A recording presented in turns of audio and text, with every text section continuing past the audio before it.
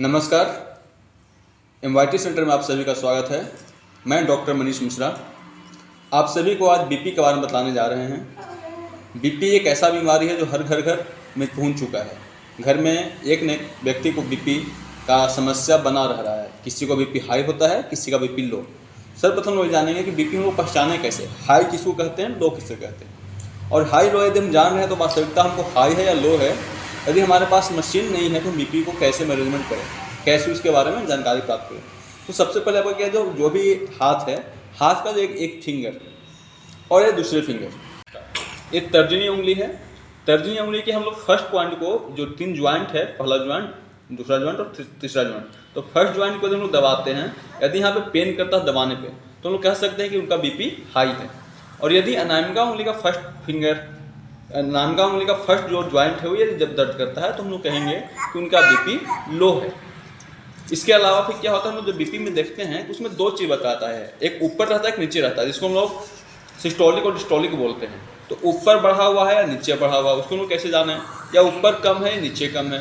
उसके लिए हम लोग हाथ को ऊपर की ओर भागते हैं। जैसे हम इस एरिया में आते हैं, इस उंगली के जस्ट सामने आते हैं नीचे, जहाँ पे कलाई, जहाँ पे लोग कलावा बांधते हैं, इस पॉइंट पर पुश करते हैं। यदि यहाँ पर दर्द होता है तो हम लोग मानते हैं कि उनका जो ऊपर वाला चीज़ होता है वो हाई है। यदि इस साइड में दर्द करता है, नामिका के साइड में ऊपर वाला दर्द करता है, तो हम लोग कह सकते हैं उनका ऊपर वाला लो है। उसी के सामने फिर हम लोग आते हैं इस एरिया में, बीच में, जहाँ पर ज्वाइंट होता है, एल्बो ज्वाइंट। इस ज्वाइंट पर हम लोग क्लिक करते हैं, दबाते हैं। यदि इस पॉइंट पर दर्द करता है तो हम लोग कह सकते हैं, यदि सामने से ला रहे हैं तो कह सकते हैं कि जो बीपी हाई जो है वो नीचे वाला ज़्यादा हाई है। और यदि हम लोग नामिका उंगली की साइड में आता है तो हम कह सकते हैं बीपी लो है, तो नीचे वाला ज़्यादा लो है। आइए अब इसको हम लोग निदान कैसे पाएँ उसके बारे में जानने का। यदि बीपी हाई हो तो आप तर्जनी उंगली का जो पहला ज्वाइंट बताएं, फर्स्ट ज्वाइंट बताएं, इस ज्वाइंट को आप पुशअप करेंगे। 5 मिनट पुशअप कीजिएगा, 5 मिनट के अंदर ही बीपी नॉर्मल आ जाता है। यदि किसी का लो है तो आप अनामिका उंगली का फर्स्ट ज्वाइंट को आप पुशअप करें, जिससे उनका बीपी नॉर्मल हो जाता है। इसके अलावा परमानेंट सोल्यूशन के लिए हम लोग बहुत आसान से इसको उपाय कर सकते हैं। हमारे शरीर में 2 तरह का हवा है, गर्म एक ठंडा है। इस प्रकार से हम लोग फूंक मारते हैं तो ठंडा हवा निकलता है, और यदि इस प्रकार से फूंक मारते हैं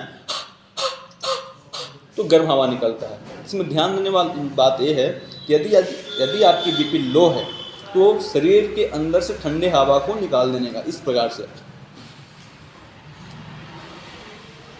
सुबह उठकर जब फ्रेश हो जाते हैं उसके बाद करीब 20 से 25 बार इस क्रिया को करना है, जिनका बीपी लो रहता है। उसी प्रकार जिनका बीपी हाई रहता है वो अपने बॉडी से गर्म हवा को निकालेंगे, वो इस प्रकार से। तो 20 से 25 बार दोनों इसको गर्म हवा को निकालते हैं। यही क्रिया हम कंटिन्यू करते हैं तो 15 से 20 दिन के अंदर बीपी हमारा कंट्रोल में आ जाता है। धन्यवाद।